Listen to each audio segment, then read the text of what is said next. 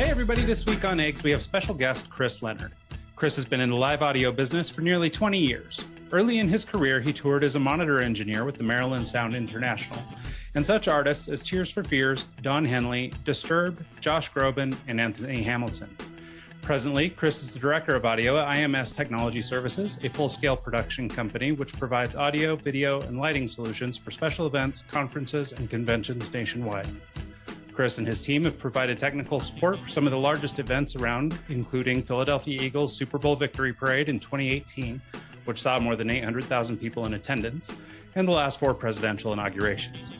Joining us to talk about getting his start in the audio business, what it's like to run the largest stages in the world, what the future holds for the live entertainment industry, and so much more, please welcome to the show, Chris Leonard. How are you, Chris? Hey, man. How's it going? Doing very well. Thanks for joining us. Yeah, I'm happy to be here. Really appreciate your time. Can you give us kind of a brief overview how you got into it? I saw some pictures with you and your dad back in the day doing some mixing on your website, and he looks like it was kind of fun to grow up working with him. Can you talk about that? Yeah, for sure. Yeah, so I mean, the joke I typically have is that I've been gigging since I could walk, or doing sound since I could walk, and it's not far from the truth. My dad did the whole like bar band, cover band scene when he was in college. And then when I came around, he was doing stuff like in our local church, and some local bands and stuff. So every weekend I was putting gear in the back of a station wagon, going to coffee houses, VFW halls, bike rallies and doing shows. And so, yeah, so it's been kind of in my blood and part of me ever since I was a kid. Yeah. So that's a pretty early start. When did you get like your first solid gig? Like what was your weekly? Yeah, I mean, technically through high school, I was working through my buddy's band. It's funny. It's like a second generation thing. So the keyboard player in the band that my dad worked with, his son was same age as me. We're like a few months apart. And so we grew up together. And then once, he came around to high school, he started doing the band thing. I started doing sound for him. We're going around doing gigs, through the different iterations of bands he had. I helped him record some of his albums. So, I mean, I was technically getting paid as early as high school to do this. And there was a local production company that my dad and I helped out as well in town. We would do, some low level, Christian market scenes that would come around town, some like the colleges and universities or churches and stuff, some small festivals. So it's I don't know, a year, I don't know, middle school, high school, was probably first paying gig. That's pretty awesome. Did you have any like bar gigs or anything before you went from, working with your dad to doing in-ear monitors for, artists like Josh Groban? Yeah. So, I mean, the high school stuff was your typical, my buddy's band was small stuff, and then I went to school for sound. High school didn't go so well for me. And so, I technically a dropout of high school. I was going to be probably 21 if I continued to stay in high school before I graduated. And so, I got out of school and I was like, what am I going to do with my life? I want to do this sound thing, but I wasn't really aware of what the industry held. Like, my dad always dreamed about like, go on the road and doing this thing, but I didn't really pay attention to what that was. So I was like, okay, well, maybe I got to go to school for this. And so I went to recording school, just like a year program, at night school type of thing. But that led me to get my first gig at Maryland Sound. Okay. So Maryland Sound is, was one of the largest. Actually, at one point they were the largest company in the country, or probably even world. And then they've kind of diminished off their rock and roll. That was back in like the 80s that they were kind of the heyday. But certainly one of the bigger companies in the area. They're still around. They've been around since late 60s. So, I spent my first couple months there just what we call sweep land, which is basically you're sweeping the speakers, making sure they all work. You're cleaning cable, you're humping gear, that type of thing. And slowly progressed my way up into doing. So it wasn't like out of high school, all of a sudden I'm out mixing for Tears for Fears and Josh Groban. So you've always been in the live arena. You never did any studio recording or anything, other than that little bit you did in high school with your friends. Yeah, the studio thing never really intrigued me. Listen to the same song 100 times for the chorus, punching in like that just didn't, you know. I went to recording school because I wanted kind of the fundamentals. I mean, EQ is still EQ, compression is still compression, so a lot of those things still translate. But and they had a live portion to the class, so it was definitely it was my way to get towards doing live sound full time. Okay.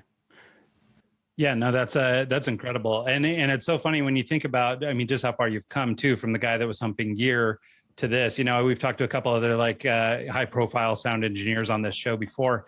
And that seems to be the story, right? Is I guess, doing your time, sort of serving, for the sound company and just humping that gear and soldering wires and doing all that kind of good stuff before you actually get to touch anything. Right. So I think that's an interesting story. So can you talk about sort of maybe your first big gig, maybe a moment that you came to that was sort of a high pressure moment where this is the put up or shut up kind of moment?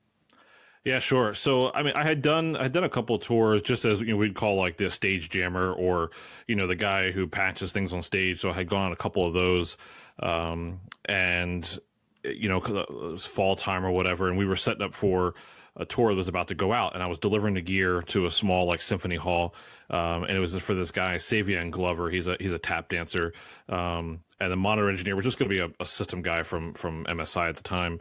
And when I show up, the guy was like, "Oh, are you a monitor engineer?" And I was, I had a quick split-second decision to make there of how do I answer this?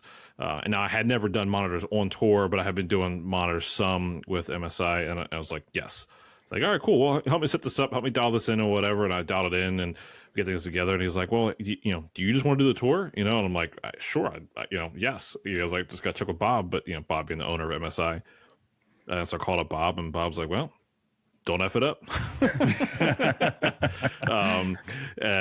So it was a little bit of fake it till you make it, but not too much. I mean, it's good old analog console, Midas XL3, which is like an old school monitor desk.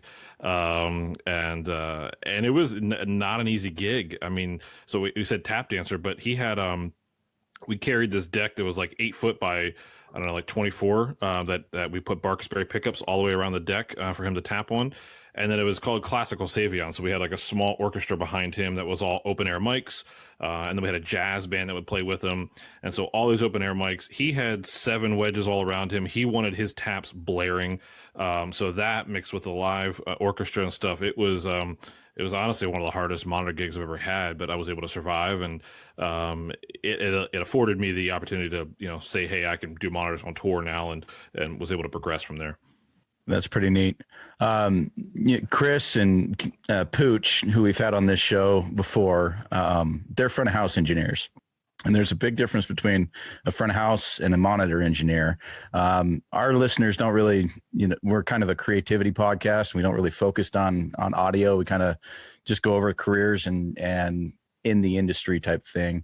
I don't think they know the difference between what you would do for a monitor mix versus a front of house mix. Can you break that down for them? And then also talk about the difficulties of doing monitors over front of house, because there's different things you have to pay attention to. Yeah, for sure. Yeah, so monitors would be, front of house would be the guy who's out front mixing for the audience. That's what, most of the audience hears is what that guy's mixing or girl.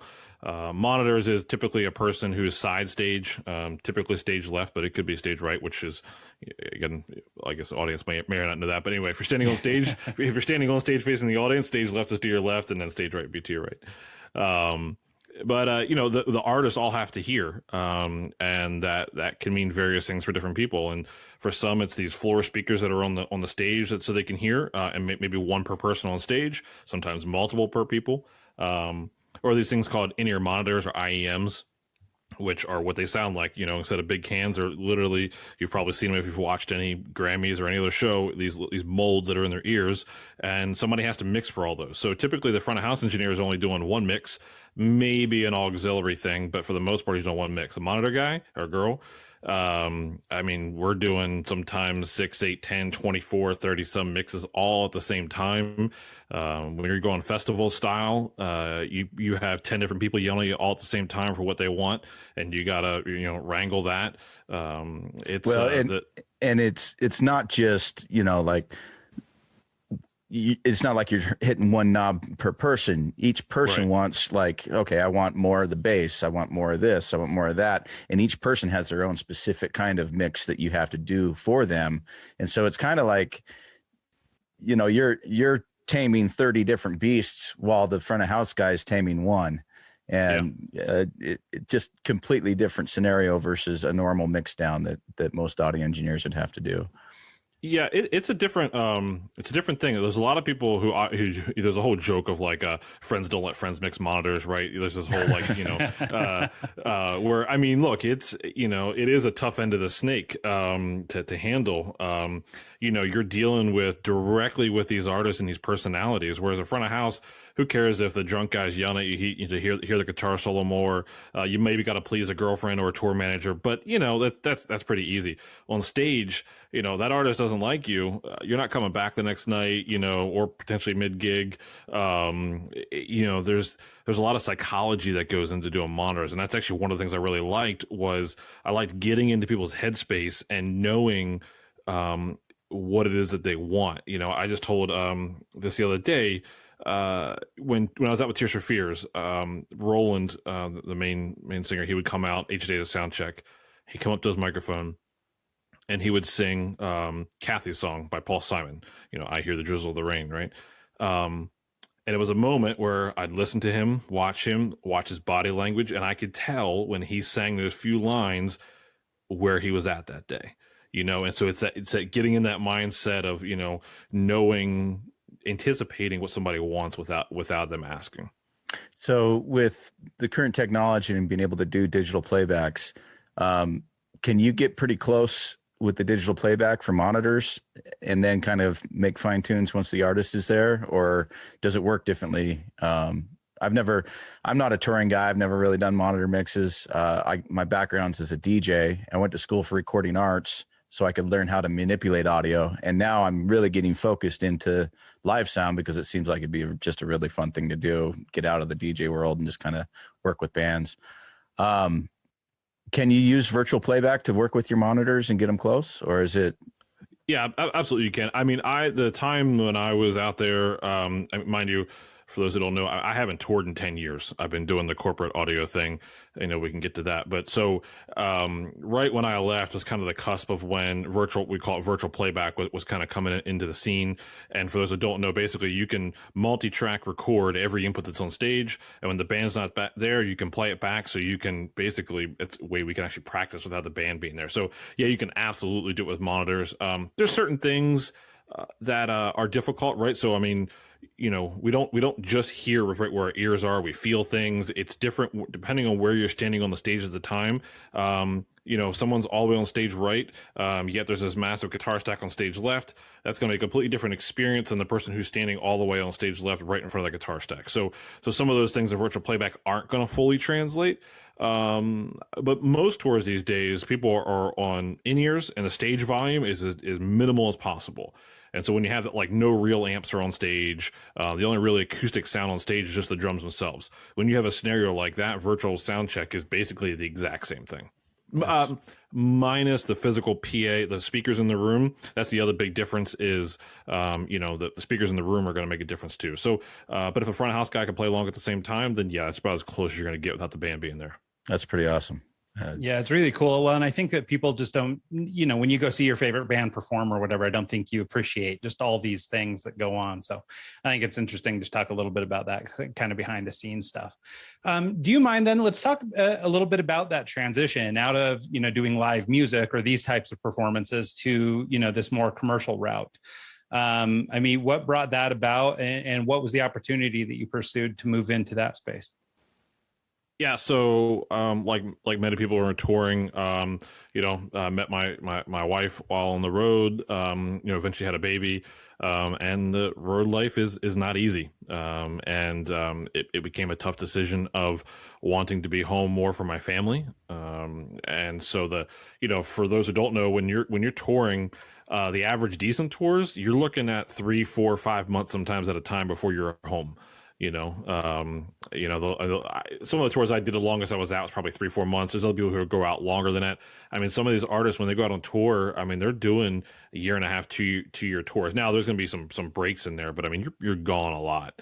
And that can be tough on the family life. So it was a tough choice to make, leaving behind what I had started to create. I wasn't in the touring industry too long, and by some people's tenure, I mean, I was only there for about 7 years. That's not that long, relatively. But I was able to accomplish a lot in a short amount of time. And it wasn't a career move. It was a life move, is what I kind of tell people. It wasn't like, hey, I'm going this way. And, because of career, I've now been able to make a career for myself within the corporate world, but that wasn't the goal as a career move. Yeah. Well, and I think that's important to point out too, because I think there are a lot of people, I mean, sure, there are guys who can be sort of lifelong sound guys, but you're right that this, life on the road is challenging. It's a difficult life. I mean, we glamorize it in the sort of the media, or, when you hear people talking about it, it sounds sort of glamorous, but maybe it is for the guy that's, taking the, private jet from place to place, but for everybody else that's, straggling along and loading gear and sound checking and doing all this stuff. I mean, it's pretty tough work. And not to mention, as you said, when you sort of have a family back home or whatever, it can be a real challenge. So I think that's great. But I think, with the commercial work, it seems that there's a little more tenure for these guys. So, you had the opportunity to get out on the road, but now you really can build a career around the stuff that you like doing. Yeah, for sure. I mean, a lot of people, there's kind of, you can be a freelancer in the corporate audio space, or there's video and lighting as well. Or you can be, a lot of people are full timers at some major companies. So there's 401k, there's health benefits, there's, job security, there's all those things that come along with from the corporate world that are nice to have for some people, and still working on some of the same gear. There's some people who work in the corporate world who are still doing, you do these large general sessions where, Don Henley's coming to play at your general session. You could still be doing corporate work and working at these A-level touring artists at times, or other times, it's 10 doctors on a panel talking about, ketosis and how that affects epilepsy. You know what I mean? So like, yeah. It's, I'm not going to lie, a lot of the corporate stuff isn't very glamorous in terms of, but I mean, we do some large shows that can be kind of fun, and you do like award shows where you get to do a lot of flash and trash with lights and loud music and stuff. So it's, it's just a different way of doing audio, but I mean, there's still, all the physics are still there, all the same gear. So I used to work with a company in Phoenix that we did a lot of corporate events similar to that. And we did high dollar proms where we'd come in and we'd set up a full nightclub in a school gymnasium, and 30 by 30 foot roof with moving heads. And I was the lighting guy at the time. And so I have a lot of history. I'm sorry. I'm just kidding. Right. So I wish I would have known more about audio back in the day, because had I had that passion then, I would be a lot further along. But anyways, what I was getting at is some of the events that we did one that was at the federal courthouse. We had to get background for all of our employees to come in and bring stage and lighting in. And you've had the opportunity to work doing the inaugurations. I can only imagine what kind of security you have to go through and what kind of a setup and tear down an inauguration is. Can you maybe break that down for us, what it's like to go and set up and do that event? Sure, yeah, and I just want to clarify one thing from the intro, where my bio is kind of written. IMS doesn't do the inauguration. That's Maryland Sound. I used to be able to say the last four. I missed out on this one. I was supposed to be there right Chris before was there. Christmas. Huh? Chris was there. Rabbled? Yeah. Oh, yeah. Because of Gaga. Yeah. But I was supposed to be there. I got cut right before Christmas. Because of COVID restrictions, obviously they cut the audience size down, and so they cut out a bunch of speakers. And so up until Christmas, I thought I was going to be there. But besides that, it's an insane event. To me, there's not a bigger stage, if you will, of an event with the prestige that it has, in my opinion, in this country. Right. So to be able to have been a part of 4 of them is awesome. Just, being a system tech. Security wise, you typically do your background checks and fingerprints a couple months ahead of time. And then it's a second round of fingerprints and photos and stuff once you're on site for the day of. So it's like you get a construction badge for like the building. Like we start loading in, well, the whole platform that they build the inauguration on, that starts about 3 months before the inauguration even begins, because that whole facade obviously is not normally there. Audio comes in about January 2nd and works every day all the way up until January 20th is the day of the inauguration. Wow. Multiple rehearsals. There's just thousands of, cables to run, hundreds of speakers to place. And, no matter the weather, you're out there every day, all day, that whole time. So, and then so day of show, there's a different badge you got to get through. There's a different badge if you're on the inside, which is what I was doing last time, doing comm. I got to put microphone on Chief Justice John Roberts and Clarence Thomas, things like that. So it's a really fun, unique event for sure. Well, I can't even imagine just as regarding the setup, because not only are you providing a feed for, TV, you're doing, I'm sure the delay on that pavilion area is huge. So just trying to get everything dialed in has to be a complete nightmare.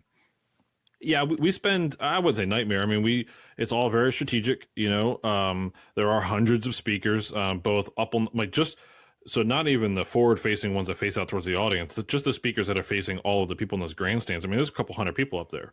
There's a distributed speaker system under the main platform. There's 125 little speakers under, one every other 3 seats on that main platform.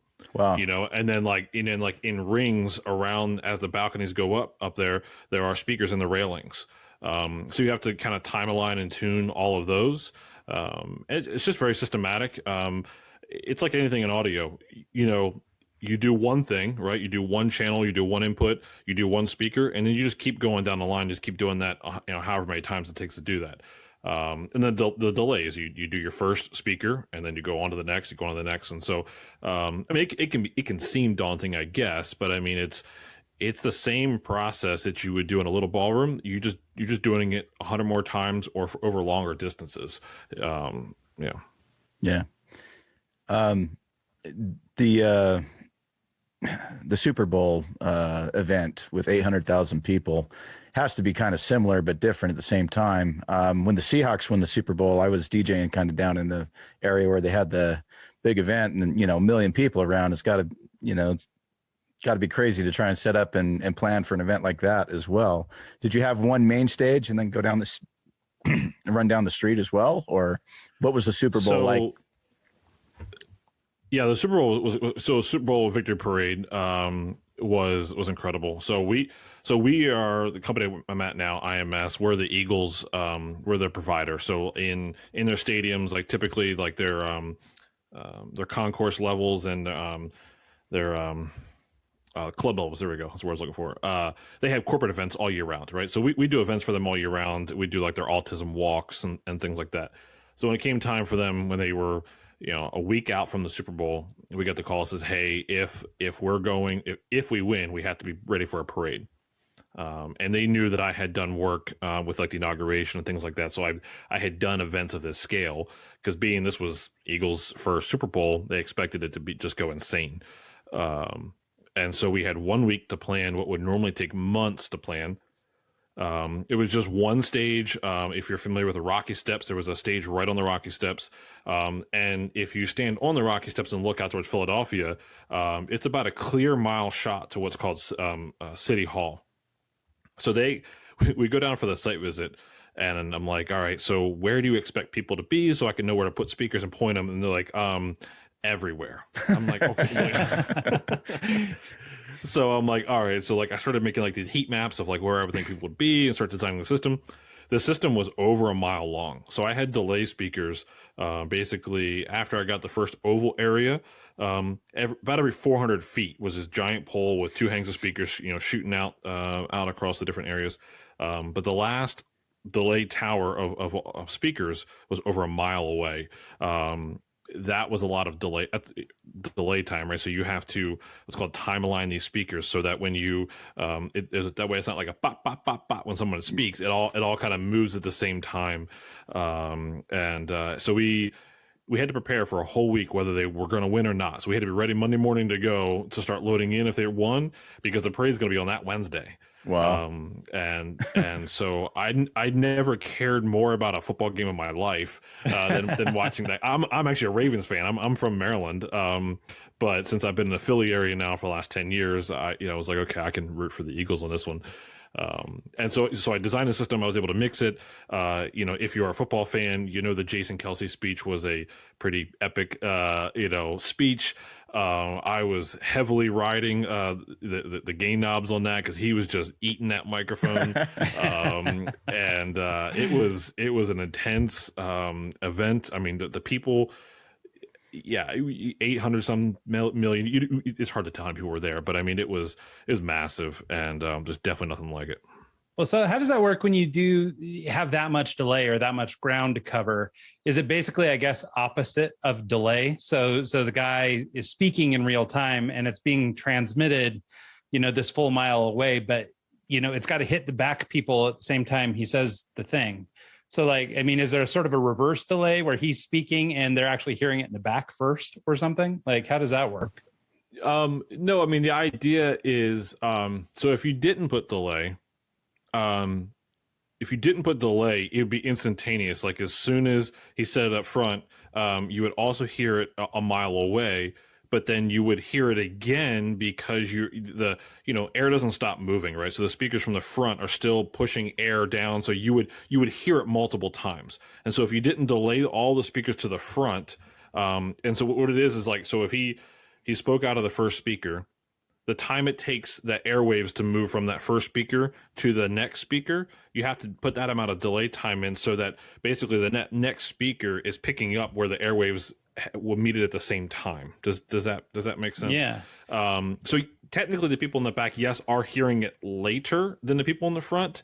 However, if you didn't actually delay the speakers, you would hear multiple repeats of the same word. Got it.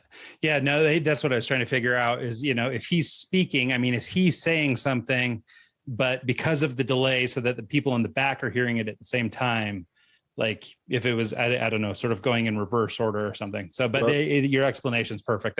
I get it now. Yeah. It's crazy to just all the moving parts in any type of system like that.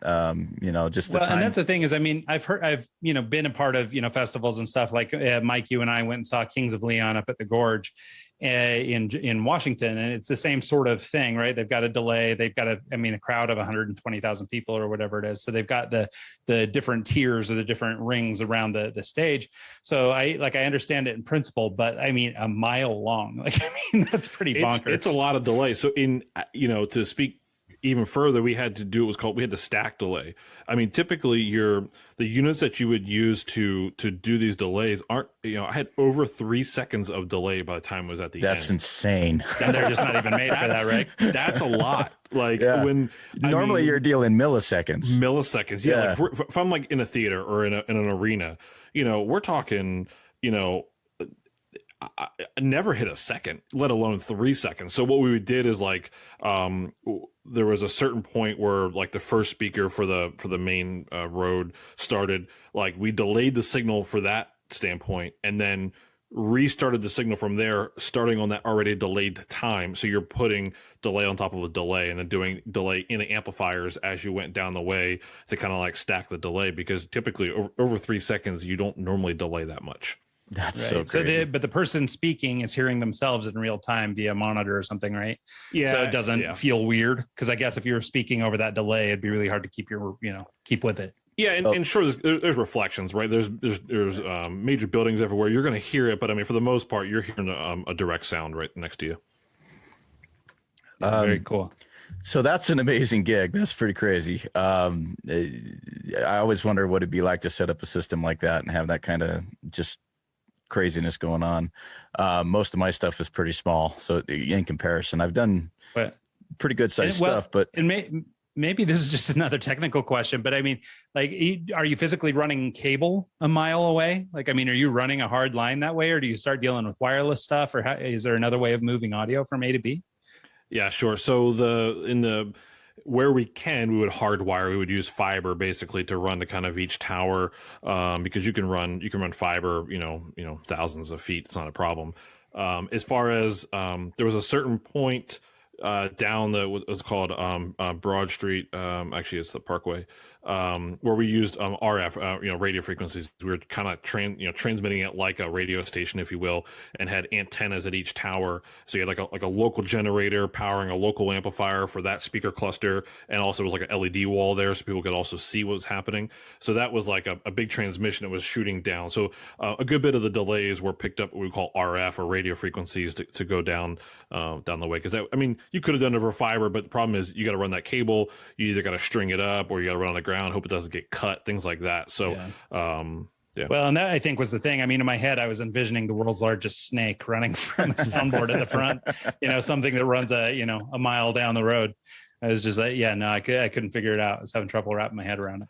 But if you want to think about a different context, so Times Square New Year's Eve, which I've also done, they take up that whole section. That's all hardwired. They don't do any RF in there in terms of the speaker transmission. So, they start on December 26th and they're every night, and they're running fiber from like light pole to get to each tower. So, it could be done. It's just a matter of time and resources. Okay. Well, and then I guess, speaking of resources, you didn't have a lot of time to plan this thing. I guess was it Maryland Sound that did this one, or was it the IMS? So this was IMS. So does IMS have all this gear just laying around in stores? Obviously you're going to have to set aside some gear so you're ready. Like, how does the technical aspect of just gathering equipment work for something like this that may or may not happen? Yeah, so it's a pretty common thing in the industry to subrent or partner with another company, right? So, while we're not technically set up at IMS to do events like this, I could partner with MSI. And so, like, the other thing that MSI had are these things, we call them the poles. You see them at the inauguration, you see them at Times Square New Year's Eve. They're these 40-foot poles that you can hang speakers from, as opposed to having to build a big scaff tower. So MSI brought in 14 of those for me. You can only fit 4 of those a flatbed per truck. So, there was, I had over 250 what they called, JBL Vertec I like the Vertex boxes. Yeah.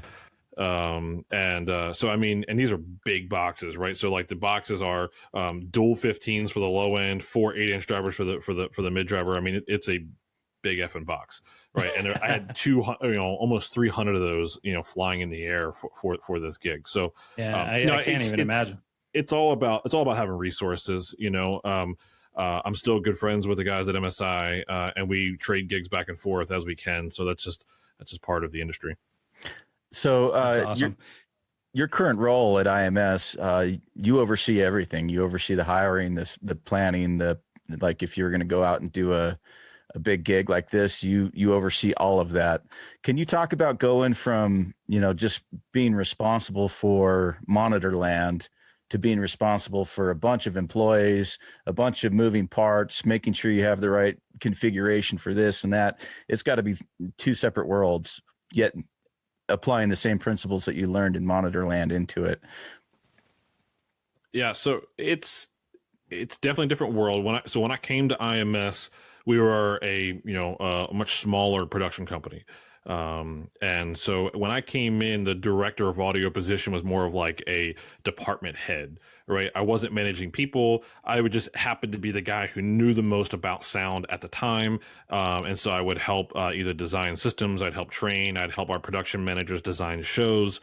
And as the company grew, the director role grew with it, right? There's more employees. And so, the director of operations couldn't manage all of the employees, and it kind of became more siloed because we did audio, video, lighting. So we'd have a director of audio, video, and lighting. And so that I was able to grow into management, if you will. And it was a lot of learning along the way, taking courses, either reading leadership books or podcasts or things like that. And, the touring side gives you some of those skill sets of, on some of the road crews. You're managing 15, 20 plus people at a time, loading out a show at fast paces. So there are some of those management skills that kind of come into place from the touring world that I could bring into this. So it's been a journey that I've kind of learned through over time. Yeah, I love that. So, I mean, maybe, I don't know, this might be kind of a hard draw to just pull it out of your mind, but I wonder if you could point to any specific, like, sort of leadership practices that you did pull from working on the road. Because I think there's actually a pretty cool metaphor there that hadn't occurred to me before, but it's this idea that, you know, how structured and rigid that production is, right? I mean, you've got to get in, out, everything has to be where it has to be. Like, I mean, it's a precision machine. And so, but I wonder, you know, you mentioned having just kind of learned some characteristics while you were doing that. I wondered if you had some, I don't know, some fables or something you could share from your experience in leadership on the road, and how that prepared you for your post now. Sure, there's a couple things, and a lot of these things, it's you don't realize them until hindsight, or until you start to talk about things like this in terms of what was setting you up for this stuff. You know, like, for instance, when I was just working at Maryland Sound, in between tours, I would work as a local stagehand at the local arena. You know, sure, to pick up a few bucks, but really what I was trying to do is I was trying to learn from some of the other tours that were coming through. I was trying to see what it was like to be on the other side, right? Like, out now, instead of me directing the stagehands, now I'm a stagehand. I'm taking direction from another person on tour. So I would try to, like, psychoanalyze, okay, well, how did they get me to get this task done? How did they communicate this? What worked well, what didn't work well? And then when I go back out on tour, I can, you know, maybe, you know, not be as much of an asshole, or, oh, this guy said, okay, hey, if you're done your task, you all come over here and you stand here at this corner of the stage until I come and get you, right? And so, you know, little things like that. So and then from a monitor world, that psychology thing. So one of the things that I've learned through the years is I like to study people. Mm-hmm. And what I didn't know that was early on, but I know now, it's empathy. It's a word that I didn't know about until a few years ago, yet it was something I was learning and engaging in early on without knowing what the word was. And to me, management is all about empathy. Some people who are consider that a weakness. Maybe like some type A personalities consider empathy a weakness. I consider it the most valuable tool in terms of managing people, because if you can't relate with them and understand where they're coming from, you're never going to be able to be on the same wavelength with them. So, coming up from being a tech through the years, now into some sort of management, I know where people are coming from. So I'm relatable in that sense. So I think, it's one of those paths that you didn't necessarily see coming, but you look back now and you can kind of see the building blocks through the years of how it got there. Yeah. And I mean, like, this plays into stereotypes a little bit, but I mean, a lot of those road crews, I mean, people come from pretty diverse set of backgrounds, and there's a lot of tough life stories and great life stories and all kinds of things in those crowds. I mean, I spend a lot of time touring and managing bands. And, you meet a lot of these guys that are running the stage and everything, and they come from all points and all backgrounds, and not all of them are pretty. So to be able to empathize with those people, not only just from the day-to-day work stuff, but also the life stuff, be able to manage people that come from different backgrounds and things like that, I think is really critical. So I think that's a great point with empathy. Yeah. I also like how you brought up the, pulling from different people that you're working with, like trying to get their knowledge out of them so you can learn from that. I was listening to your episode with Ken Newman, and he was talking about his casino gig, having people coming through, and one particular sound guy would come through and make his sound system sound 100% better, whereas he thought he had it close, but this one guy knew about phase aligning or this or that, and he didn't know that yet, but he was able to pull that knowledge out of that person and apply it into his repertoire or his little tools. So I like that. And I think that's a great metaphor just for, business leadership in general. Being able to sort of lean on the people you work with, fill in those gaps, and being open to learning new ideas, because there are plenty of people who just don't give a rip. So while we were sort of talking stereotypes, so you're now into podcasting, you're well into podcasting, which, for me is kind of an interesting thing, just in that most sound guys aren't looking to be in front of the mic. And so I wonder if you wouldn't mind talking a little bit about just sort of the transition into podcasting, what fueled it, why you started doing it, and where you're at today. Yeah, sure. So I definitely didn't see the podcasting thing coming. That's for sure. It actually started because about 6 years ago, I got into this one podcast. It was early on, by a band that I liked, and I take it back. Actually, I didn't know the band at the time. So the band was Emery, and the podcast nice. is Bad Christian is the name of the podcast, which they're on over 500 episodes at this point. And I was early on, into them, and they had like this like fun beatbox thing at the front of their episodes early on. And so like I started like I would take all of their intros, and I made like here's the first 10 intros, and I put it like in the BC Club was like their Facebook group, and I put it in there, and they loved it. And so like the guys reached out to me like, hey, we want to do more stuff like that. And I'm like, yeah, sure. And so I started making promo clips for them, just because I was friends with them or fans of them, I should say. And they were like, hey, we're going to make a 100th episode. We have this spreadsheet of all of these clips. Can you download them, cut them up, and put it together and make the 100th episode? I was like, yeah, sure. So I made their 100th episode. And this was all just like free because I just enjoyed doing it. Then there were some guys who were in the BC Club who wanted to start their own podcast. And so I started working with them and just background stuff. I wasn't on the mic, just I was doing editing for them, graphic design. We built a website. We had 12 bloggers putting out 2 blogs a week. So I was doing like the graphic work for that. Like it just all like, just fun, different creative outlets to kind of get my hands into. And then, I'm listening to this Signal to Noise podcast, happens to be an audio podcast. And I reached out to the guy, and I was, Michael Lawrence, who was the host. And I was like, hey, I like this. Maybe you should try doing X, Y, and Z. We got to talking a little bit more, and he's like, hey, do you just want to be on the podcast? And I'm like, yeah, sure. I love talking audio. And so this was in November of 19. And here we are, beginning of 21, we're coming up on our 100th episode, almost 150,000 downloads at this point. It's a lot of fun, to just sit here. We always say we would be having these conversations with the people we're having the conversation with, regardless whether people are going to listen to it or not. So the fact that people can be entertained or learn something on top of that is just added bonus. So I listened to one of the Signal to Noise episodes with Kyle Churnside, and he was the front of house engineer for Voy. And just going through that episode, he brought up a band that I haven't heard of in forever, and it's Norma Jean. Jean, yeah.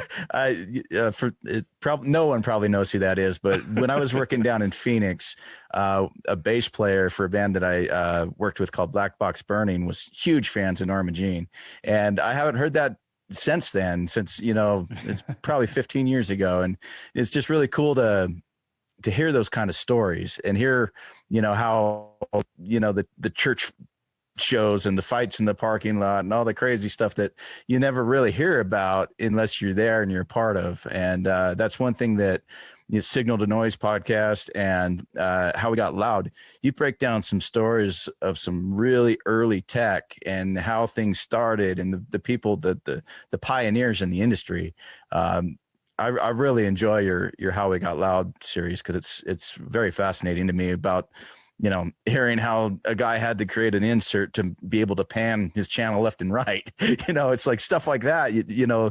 Struggle right. is real back in the day. So. Yeah, maybe that would be a good place to talk a little bit about your new project, How We Got Loud. You're the guy who likes podcasting so much you did it twice, and so yeah, let's talk about your new thing. Yeah, How We Got Loud. So I started with the concept about a year ago. On Signal to Noise, we talk to people who are front of house engineers, monitor engineers, broadcast, theater. It's all over the board. And some of the people we talk to are, like legends in the industry. And it's like, oh man, it would be kind of cool to kind of do a series on, some history of live sound stuff. And it just didn't, thought about it, this just didn't really fit the model of what we were doing, or didn't have the capacity to do it in what we were doing. And I was like, I'll maybe start my own thing. And I came up with the logo. Michael of Signal to Noise came up with the name, How We Got Loud. But I came up with the logo and the concept, and I just sat on it. I designed the logo January last year. I didn't launch my first episode until November of last year. Obviously COVID and stuff happened, and was very busy with changes at work. And but I started to think about it more. It's like, hey, this should be more than this is not just a podcast. Like, there's more to this.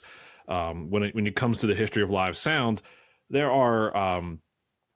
there's a lot of information out there, but it's like in nooks and crannies on the web or in books or in people's heads. There's a lot of people's stories that aren't captured. People know about two people typically. They know about this guy, Bill Hanley, who did Woodstock, right? They call him like the godfather of festival sound, which, he wasn't the first, but I mean, he was early on and helped kind of pioneer this industry. And then people think of the Grateful Dead with a wall of sound, right? But those, in my opinion, are two minor stories compared to the broad scope of, we're talking 50, 60 years worth of history.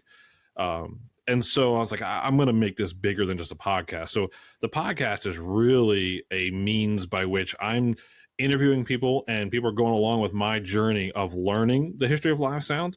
And I hope that manifests into something larger. I don't know what that looks like yet. I'm working on a whole back-end database system where I'm cataloging every console that was ever made, every speaker that was ever made, the year it was released, every sound company, who the owner was, who it was sold to. I'm cataloging all that stuff as I learn this stuff, and I plan on getting this content together at some point. But it's to capture all this, it's going to take a lifetime. So I literally been saying I'm dedicating the rest of my life to making the ultimate history of live sound. So it's going to take that long. I mean, that guy Bill Hanley I mentioned, who did Woodstock. There's a guy who spent the last 10 years just on Bill Hanley. He just released a book called Last Seat in the House. Wow! And he spent 10 years on one guy. So like I could zero in on some of these guys and spend the rest of my life on them.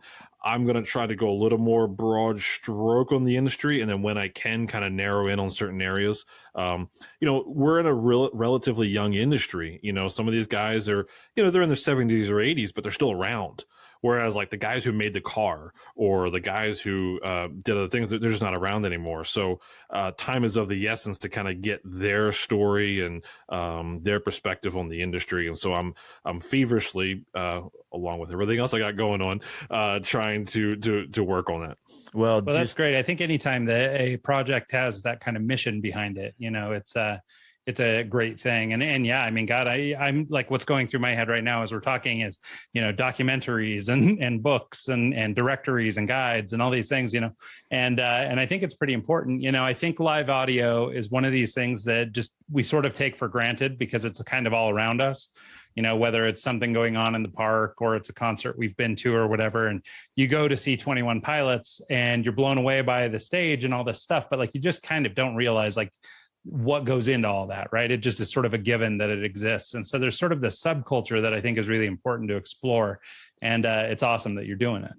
Well, and if you think about it too, audio really, I mean, it's like you said, it's in its infancy. It probably the 40s and 50s is probably the earliest PA setup kind of out there. And then from there, technology just kind of came along. You hear about like the early tape delays or the plate reverbs or using an actual room for a delay, and just the stuff that they used to have to do to record the Beatles. I mean, like just the tech is so fascinating and interesting. You can go down some dark rabbit holes trying to and I honestly think it's one of the coolest things about live audio, especially. And I don't think a lot of people think about it this way, but if you think about it, almost like an art form in that, from those early days, I mean, basically it's an industry that's been pushed as if you're, pushing snow, like you're basically solving problems as you run into them, and now we have some pretty slick software and we have some pretty slick, technology and stuff like that. But I mean, you got there through, 50 years, 60 years, 70 years of pushing snow uphill and solving each problem as you hit it. And so I think it's important that you are interviewing or thinking about the legacy of some of these, more famous sound guys and the things that they did that made them innovative, because I think that really that's maybe the word for the industry is innovation, right? I mean, it's always innovating. Yeah. I mean, you got to remember like when the industry started, like you said, 50s, 60s, the gear didn't exist for this stuff. So a lot of the original tech was they were literally taking stuff out of theater, right? There's these Altec voice of the theater speakers. They're the speakers that are normally behind the movie screens, and they're doing the rock and roll with them. And obviously they were okay for a little bit, but like, you know, the mixers that we use, consoles, you couldn't go to the store and buy this stuff. So companies for decades literally were making their own consoles, making their own speakers, all of that stuff. It wasn't stuff you could buy on the shelf. It wasn't the industry that it is now. And that, to me, yeah, like you said, that innovation, you know, and that's one of the things that I've been trying to study with this is like the whole, like, you know, chicken, egg, cart, horse type of thing of like what came first, right? So part of this has to do with how the history of music progressed. You know, like a common example would be like, just think of like the modern day EDM, right? That music was developed before there was a way to actually translate it live, right? And so like all these massive subwoofers and these massive setups, you know, they came along because of that music. Or, you know, rock and roll, if you will, was getting louder through the years, or aggressive, if you will, which translated into louder, wasn't louder to begin with, right? So they had to develop the means of, well, how do we get this louder? Or how many speakers do we really have to add to get to the back? You know, more. And how do we not blow out these speakers every show? Right. How do we build something that's durable enough to handle this kind of beating? And yeah, it's just incredible. Well, one thing that I like that you do on your LinkedIn is you share the old photos of the rigs. And I mean, I love just scrolling through there and seeing this picture from 1960 of, you know, the first flown speaker, or, you know, weird stuff like that. I just think I love what you're doing. Yeah, I'm doing my best. Yeah, if you follow on Facebook, Instagram, whatever, How We Got Loud, you know, I'm trying to, like, you know, either pictures that I come across or stuff that people send to me. Yeah, pictures worth 1,000 words, right? I mean, there's so much you can learn from what that looks like.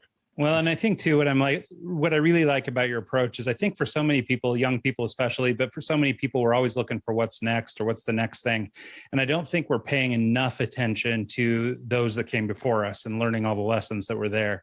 And so I think it's really important, you know, in such a high tech, you know, technological field where you can, you know, bounce a signal a mile away and hear it in more or less real time, you know, to go back and think about those guys and how did they actually hang that speaker, and why did they decide that hanging the speaker was the way to go, and why, you know, just say, I mean, whatever it is, but you know, there's certainly a million stories, but I think it's so interesting that you know, regardless of how technologically advanced you are, that you're going back and you're looking at the ways that it was done, and you're trying to glean whatever you can glean from those people. And so I think that that's an interesting way of looking at life that I'm not sure everybody is doing. I think the other thing, aside from innovation, actually the word that sticks out most to me is passion. Yeah. Right. Like, so, you know, when I describe why it is I do what I do is because I have had and have a passion for doing sound. I want nothing to do but sound for the rest of my life in some capacity. And most of these people, that's exactly it. I mean, they didn't drag themselves through these years with these bands and night after night going on tour and innovating all these things because they were chasing money. Right. They were chasing their passion.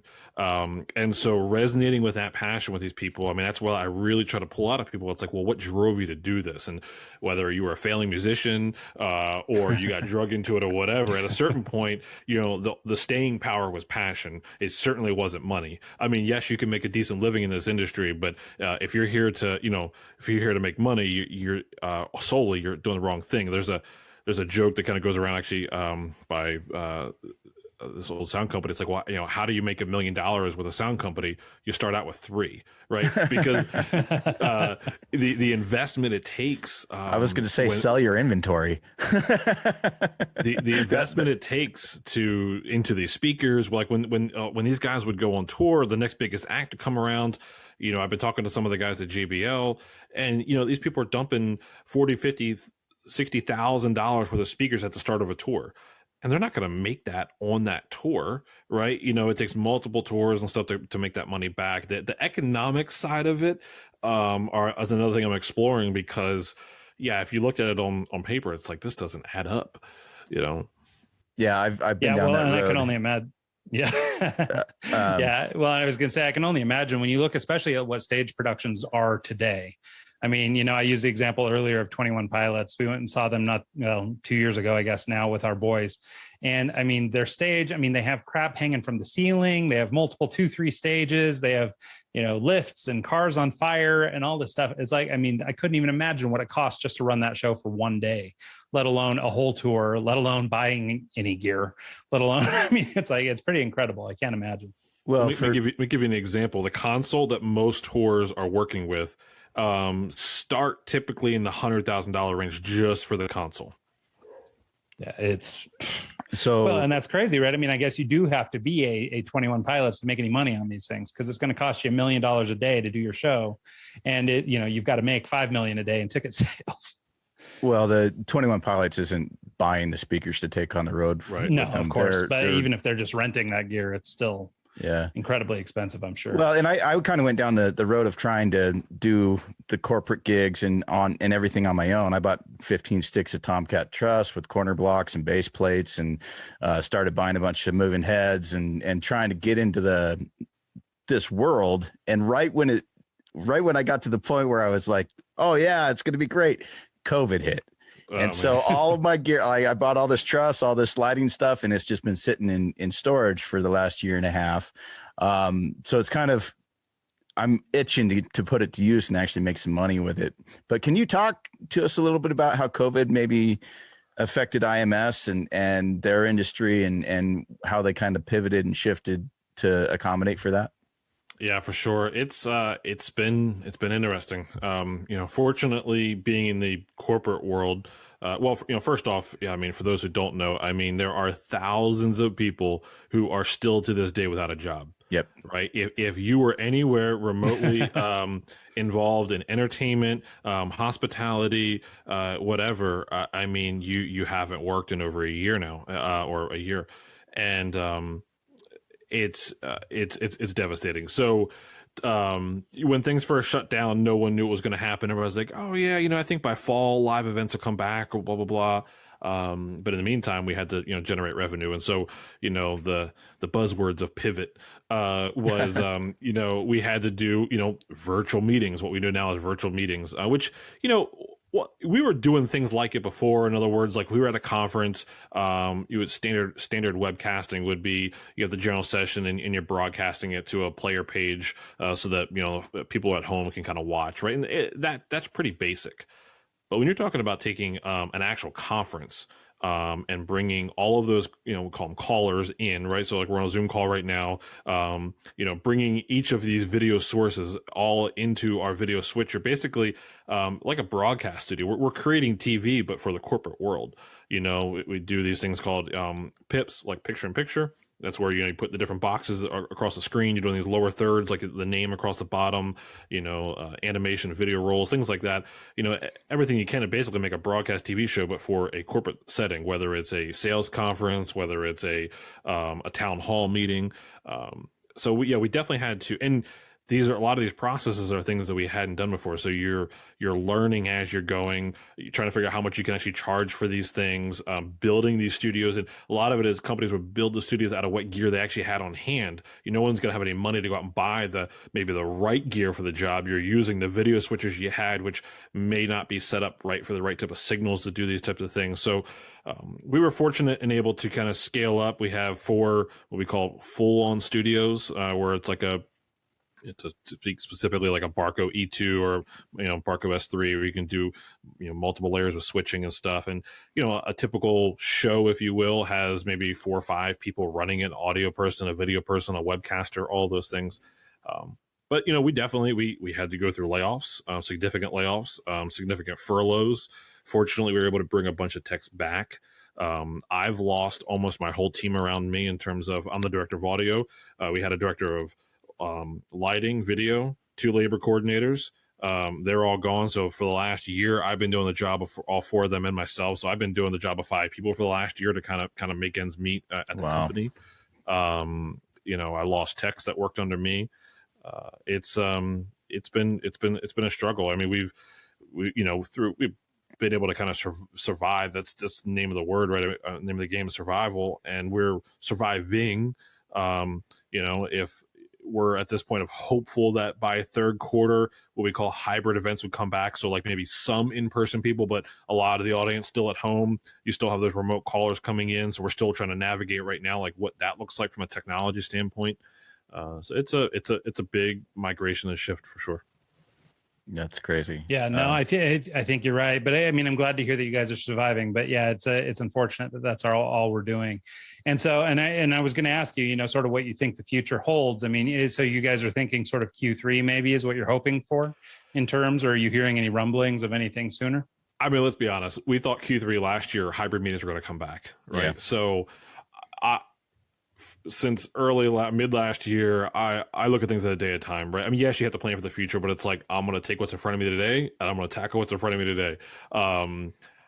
Who knows? Obviously the vaccine rollout, all these things are all big rabbit trails of who knows how well they're going to go, the COVID variants. So I don't like to talk in terms of predicting because we were wrong a year ago. We're going to be wrong again. So it's just, again, survive when we can, be ready for when it comes back. For a lot of people in this industry, I think the hardest thing is going to be being at your game that you were a year ago. Yeah. Whenever things come back, right? People in our industry has been amazing in that we've spent all this time, all this downtime. The amount of resources that have come out from a training standpoint in the last year is insane. However, I'm telling you right now, any videos you watch 6, 8 months, I don't care, 3 months ago, you don't remember that stuff. So all this content's out there. You're going to have to prepare yourself. I asked a tour manager the other day, I'm like, so what kind of grace or leniency or is there going to be for somebody who's rusty or maybe makes a little mistake? And he's like, none. You had this time. You get your shit together and you be ready. That's a scary thought, I mean, yeah. That's what I'm curious about is like when we do come back. First off, who's still left around, right? A lot of people had to trans and get had to go get jobs at like Home Depot or like other places. They might not come back to this industry. And so, or the people around, or the new blood that wants to come into the industry, maybe they might not choose to because of how volatile it was. I mean, no one thought this industry could disappear like this. So it's tough. Yeah, it's really hard fair enough. Well, go ahead, Mike. Oh, I was just gonna say it's really hard for someone who's been in that position where you had work and you had solid work and then all of a sudden it disappears overnight and you have to reinvent yourself just to get by. It's hard to go back to that and say, hey, this is going to be my full-time gig again, because who knows 10 years from now if it happens all over again. So I relate to that because I've been out of work for a year and a half. I haven't put a needle on vinyl in 5 months, and it's going to just that first gig when I come back is going to be real sketch because it's going to be like, all right, let's see how this goes. Well, like we were talking about earlier, though, I think that if any industry can do it, it'll be this one. Obviously it might be pushing snow again, but there will be, new innovation, new advances, new technologies, things like that to chase whatever the next iteration of live sound sounds like. So I have the utmost faith in everybody, but yeah, it'll be interesting to see how it all shakes out. For sure. So as we're winding down here, I wonder if you could just sort of break down where people might track you down or check out the work you're doing, the podcasts, all that good stuff. Sure. So, I mean, you can find specifically me on LinkedIn, Chris Leonard, right? Just search Chris Leonard. You'll probably be able to find me. And then my other two projects, so How We Got Loud, howwegotloud.com, or on any of the socials, just at How We Got Loud. And for Signal to Noise podcast, you can just go to signaltonoisepodcast.com, or both of those, you can just, if you're a podcast listener, search in your podcast player and, Stitcher, Apple, Spotify, you'll find all of them. So if you find one of those, you'll find me on all the other places. That's perfect. So cool. Well, thank you so much. And just a quick note to everybody who tuned in today. We're really looking to build up our community in 2021. We're looking for a lot of interaction. So please feel free to email the show, contact the show through the website. It's egscast.com. Like Chris mentioned, for his podcast and ours, feel free to check out all the podcast apps where every place good pods are found. So I guess with that, Chris, any parting shots? Mike, anything? Nope, think we're good. No, I appreciate your time. Cool. Well, thanks so much, Chris. We really appreciate you doing this. It's been great.